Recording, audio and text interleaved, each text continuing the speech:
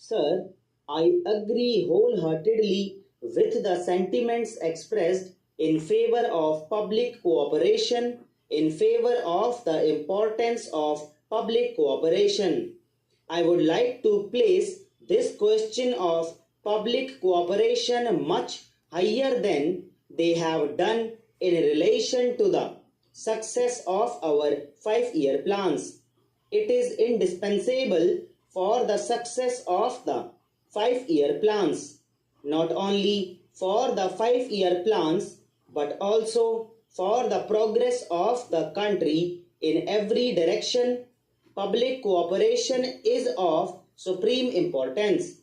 When we think of a plan, usually it occurs to us that the requisites for the successful implementation of it are materials, machines, financial resources, and personnel.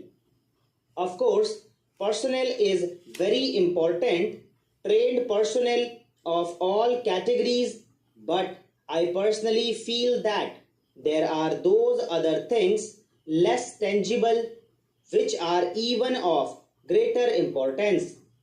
When these have been secured adequately, those other things will follow. They are a sense of unity in the country, a sense of discipline in the country, and enlightened and enthusiastic cooperation of the people in all the various development programs and the various schemes for the building up of the country. Therefore, I think that a discussion of the question in this house has been of very great assistance. We think of the people merely as if they are beneficiaries of the plans. They are much more than that. They are, of course, the collaborators and makers of the plans, and it is only when we succeed in securing that realization on the part of the people and that effective contribution from the people on that basis that things really will start moving very much more quickly than they do now. Our whole concept of public cooperation is very limited. We think of only people attending our meetings and of a little shramdan here and there. The idea of public cooperation is very much deeper than that. It is much more fundamental. There are millions of people in the country who are in the fields, factories, and offices.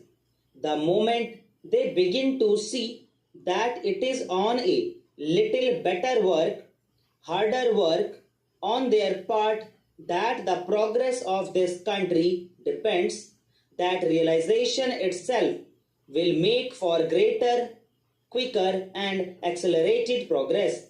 As was pointed out by one honorable member, it is a question of attitudes, it is a question of a certain perception, a certain understanding. There has to be an understanding of what is going on in the country, what the prospects are before us, how they are related to our welfare as individuals and as families, and also to the welfare of posterity. There is also something more than this intellectual appreciation. It is an emotional link with all that is happening. Public cooperation, therefore, has to be understood in that sense. It is the atmosphere which is created in the country in which all these schemes and all these development programs are going to function that is important for their success. That atmosphere depends upon the people, their minds, and their attitudes. There is also the question of resources. People help not only by their work, the resources also are drawn from them. They pay in various ways, taxes, loans, etc. If we want to step up our development, investment has to be increased.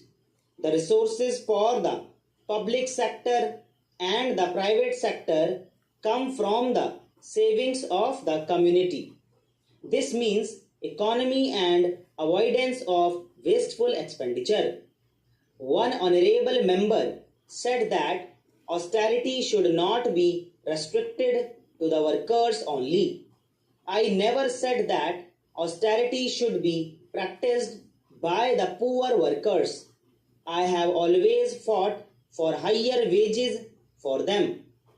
Certainly, if we see that there is a small number of people who are rich, well, that small number also has to be called upon to avoid ostentatious expenditure and avoid wasteful consumption and wasteful expenditure. When we are thinking of a more equitable distribution and putting more money in the hands of a larger number of people, it is not only the savings of a few that are going to push up the resources needed for the plan. Let it be very clear.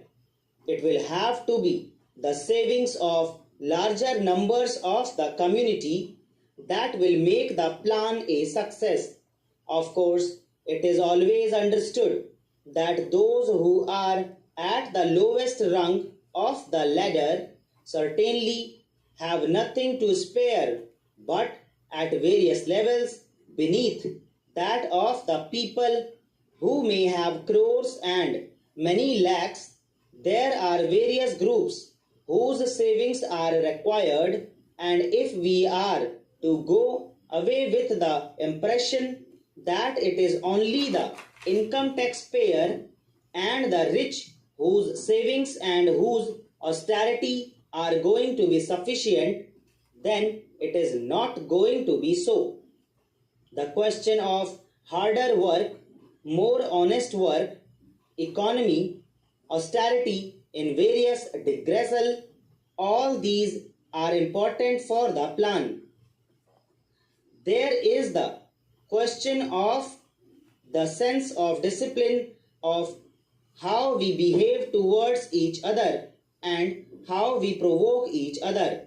The occasion may be very small, but it may appear at the time to be something of a crisis, but when it is considered in relation to the vast question of development of the country, the future of the country, that small trouble which arises out of one thing or the other pales into insignificance even from the point of view of the larger interest of those very groups. If they create disturbances, if they create a commotion, if they create a sense of insecurity, that is bound to hamper the progress of the plan, and they will suffer, among others, perhaps much more than by anything that they may gain by the things which provoke them into those things. It is just incidentally that I have mentioned this. There the people have to cooperate, but there is the other aspect. Of course, they have to bear the brunt of it. The initiative for public cooperation has to be theirs. दोस्तों इसी के साथ ये dictation finish होती है.